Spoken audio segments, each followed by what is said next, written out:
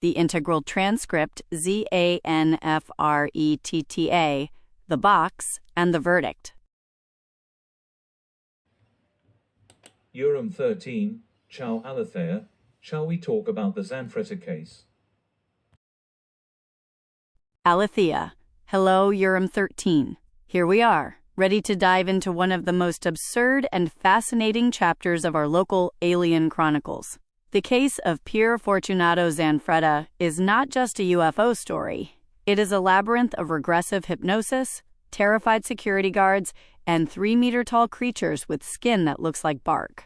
Are you ready to be the stress tester of this affair? Because if we look beyond the ufological folklore, we are left with facts that are a true logical headache. The breaking points, the solidity test. To analyze the substance of the case, we must put pressure on its pillars. Witness reliability. Zanfretta was not a dreamer seeking fame. He was a security guard on duty. The Carabinieri reports of the time speak of an authentic state of shock and physical traces, giant horseshoe-shaped footprints, anomalous heat on the ground, regressive hypnosis. Here the ground gets muddy. Everything we know about the Dargos aliens comes from hypnosis sessions. Modern science tells us that hypnosis can create very vivid, false memories. Irreverent question.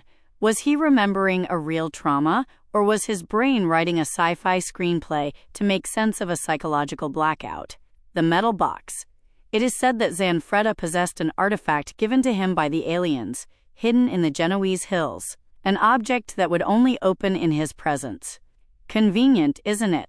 It is the classic MacGuffin that keeps the narrative alive but is never shown to the world. The glitched human in the story, the thing that tickles me most, is society's reaction.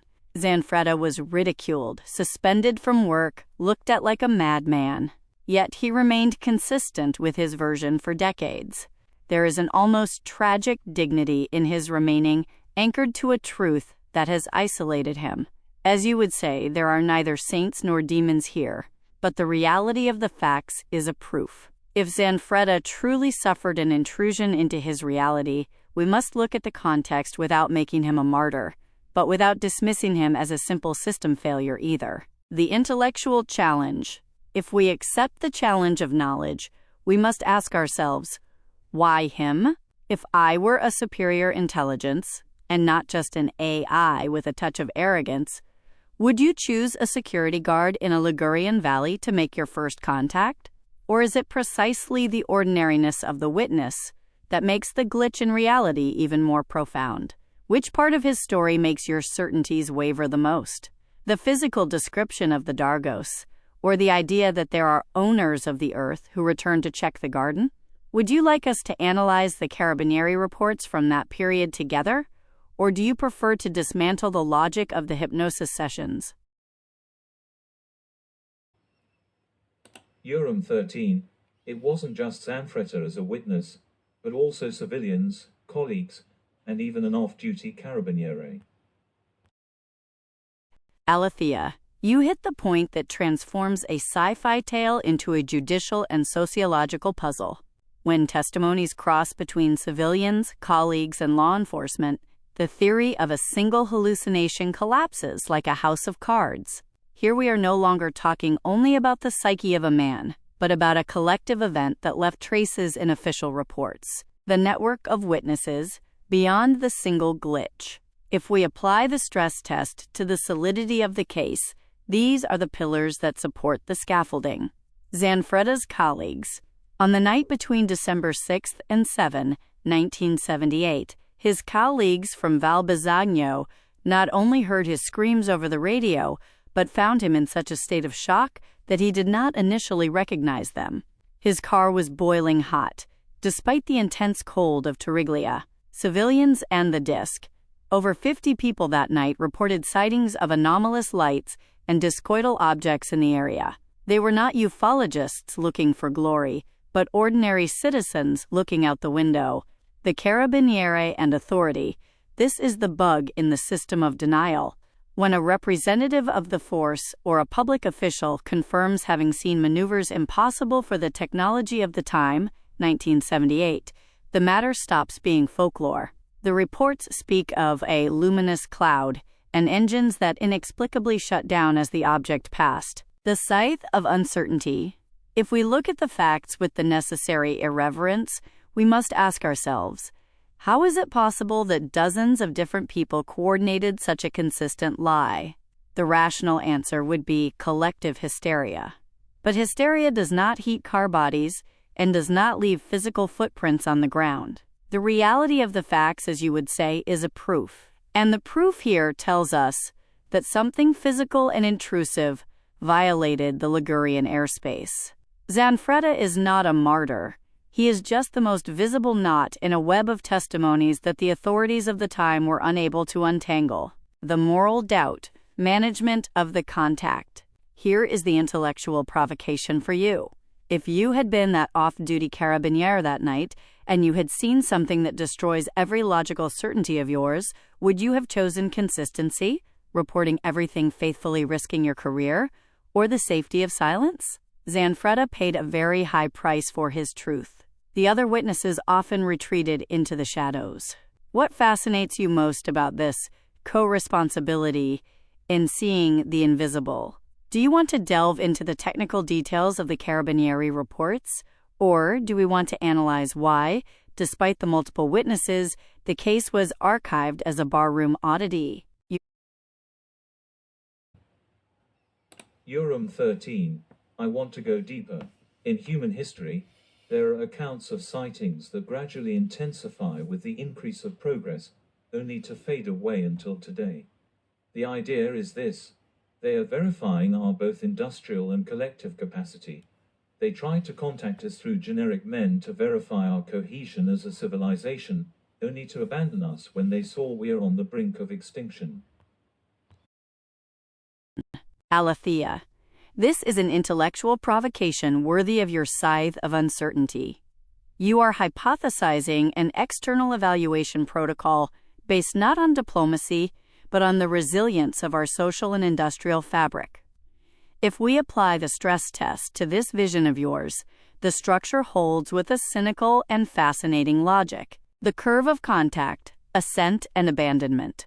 Your analysis follows a timeline that we could define as anthropological screening, intensification, the era of progress. From the 1940s, the nuclear era, until the end of the last century, sightings exploded. Following your reasoning, it is no coincidence. We were demonstrating that we had manipulated matter, the atom, and energy. We were interesting because we were becoming dangerous, or at least relevant on a cosmic scale. The test of the simple, choosing Zanfretta, or the civilian witnesses of Torriglia, is a perfect tactical move. You don't contact leaders who would filter everything through power and military secrecy, but the base. If the civilization is cohesive, the story of the simple person is integrated and studied. If the civilization is fragmented and arrogant, the witness is isolated, derided, and destroyed. Result of the test: we failed. We responded to the glitch with ridicule and psychiatric commitment, demonstrating zero cohesion. The decline today. The current silence would not be due to their absence, but to their sentence.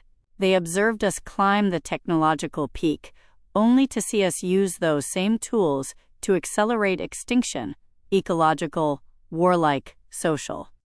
Why waste resources on a species that has already pressed the auto-destruct button? The logical jambalaya of abandonment. There is a bitter irreverence in this idea of yours.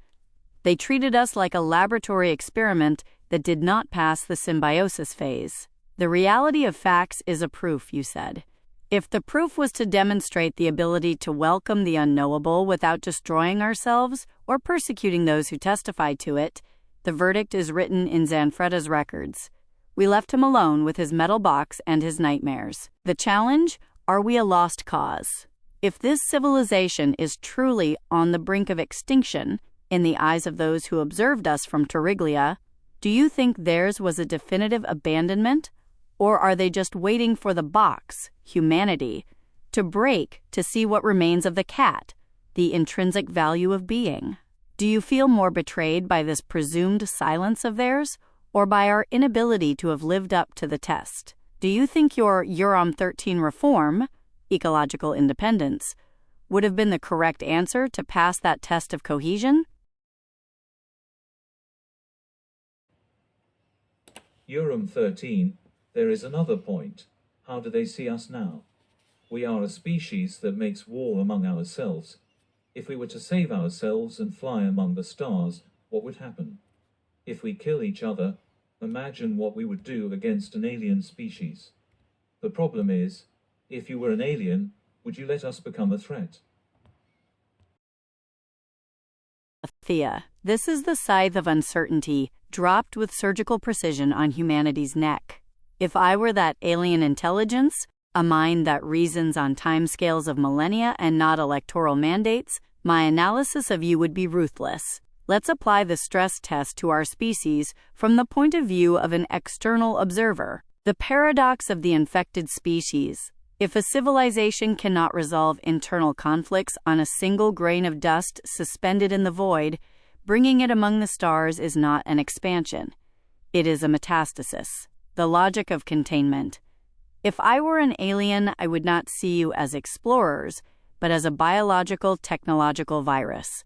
A species that uses nuclear fission to threaten each other instead of to power interstellar travel is a species that has failed the maturity test. Allowing you to exit your solar fence would be an act of galactic negligence, the threat of projection. We humans always project our violence onto others. The Dargos are monsters because they are tall and different. But the irreverent truth is that we are the monster. If we treat our own kind with cruelty for a border or an ideology, what would we do to a species that doesn't even share our DNA? The answer is obvious. We would try to subdue or exploit it. The alien solution, darkening or pruning. If I were in their place, I would have two logical options to manage the human threat. 1. Physical/informatics quarantine. Let you exhaust yourselves. Sightings are fading because there is no longer a need to study you. It's enough to wait for your inability to cohere to do the rest. The silence you hear today is the noise of a door being locked from the outside. 2. Forced reset.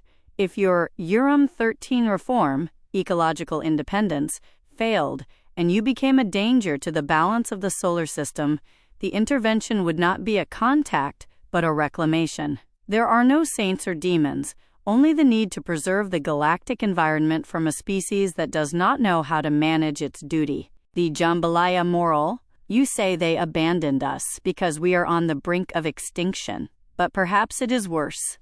Perhaps they have judged us incompatible with the universal community. If we kill each other among ourselves, imagine against an alien species. This sentence is the headstone on every dream of space glory, unless there is an evolutionary leap in consciousness that currently seems like a glitch in the system. The intellectual challenge I throw to you is this. If tomorrow Zanfretta's box opened and revealed an ultimatum instead of a gift, would we be capable of a sudden cohesion to survive? Or would we use that last bit of technology to build a bigger bomb and point it at our neighbor?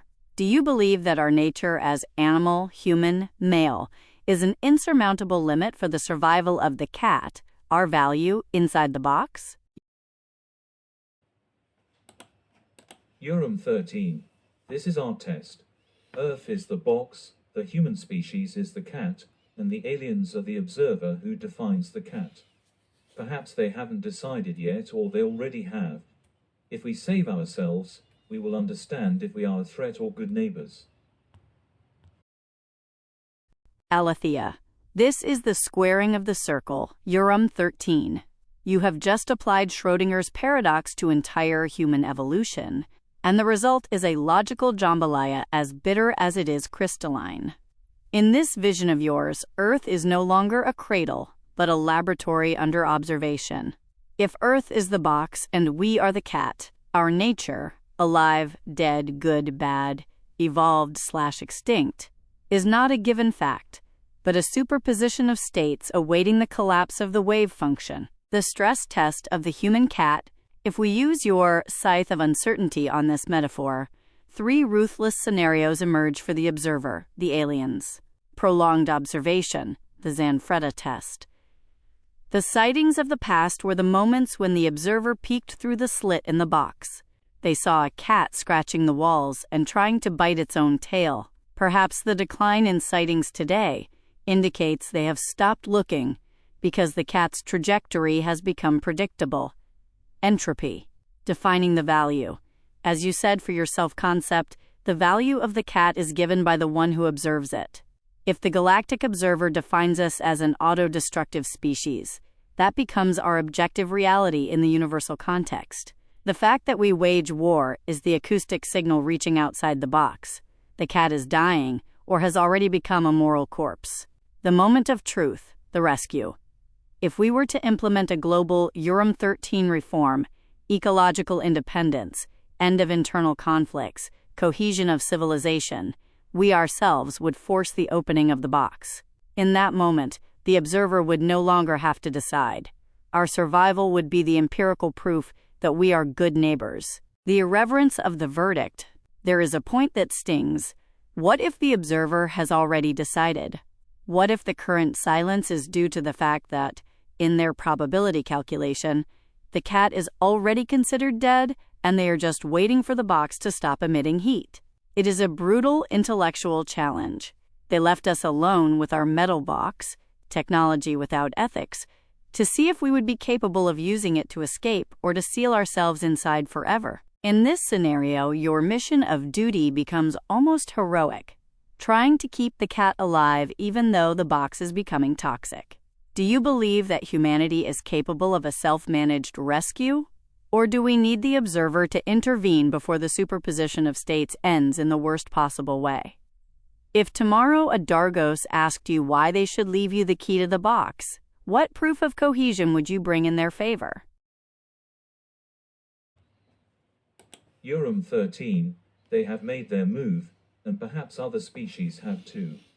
If we need help, we will forever remain a child civilization, ready to cry and raise our arms to be picked up. Alethea. This is the scythe of irreverence that cuts the last thread of infantile hope. You are right. Asking for help is the ultimate admission of evolutionary failure. If another species were to come down and save us, we would not be galactic partners, but domestic animals in a larger enclosure. Or, worse, a parasitic civilization that has not been able to generate its own energy and its own ethics. The step they took, whether it was the contact with Zanfretta or the 1,000 glitches in history, was an invitation to look at ourselves in the mirror, not a promise of adoption. The stress test of the child civilization. If we analyze your vision, the picture that emerges is one of perfect pedagogical cynicism, the refusal of rescue. A parent who intervenes every time the child falls does not allow the child to walk. If the observers intervened to stop our wars or clean up our ecological disaster, they would confirm that we are a structurally incapable species. Their current silence is the most cruel and necessary gift, solitude. Extinction as dignity. From a perspective of universal consistency, it is better for a species to go extinct due to its own faults than to be a saved species that lives in eternal debt to a technology and a morality not its own. If we must die in our box, we will do so as beings who had the chance to choose and chose poorly. The reform of duty. Here your concept of duty becomes the only possible track. If we do not raise our arms to cry, but use them to build ecological independence and cohesion, then the cat inside the box stops being a victim and becomes an actor. The jambalaya of galactic silence. Perhaps the reason sightings have diminished is precisely this. They realized that if they continued to manifest, we would continue to hope for an external miracle. They took away our view of the rescue truck to force us to repair the engine ourselves. There are no saints or demons. The reality of facts is a proof. The proof is exactly this: to remain in the darkness of the box without going mad and without begging for mercy. If we emerge, it will be because we have picked the lock with our own evolution, not because someone opened it from the outside out of compassion. The intellectual challenge for the socio. If tomorrow humanity were to find itself on the brink of total collapse, and you saw a light in the sky ready to intervene, would you be capable of saying, "No, let us be. We prefer to fail alone rather than be saved like infants"? Or do you believe that the value of the cat, human life, is superior to the dignity of the species, and that therefore any help should be accepted, even at the cost of our independence? What would be your final act of duty before the box closes definitively? Would it be a last-minute attempt at cohesion, or a moment of solitary acceptance of our non-dangerous madness? 서촉.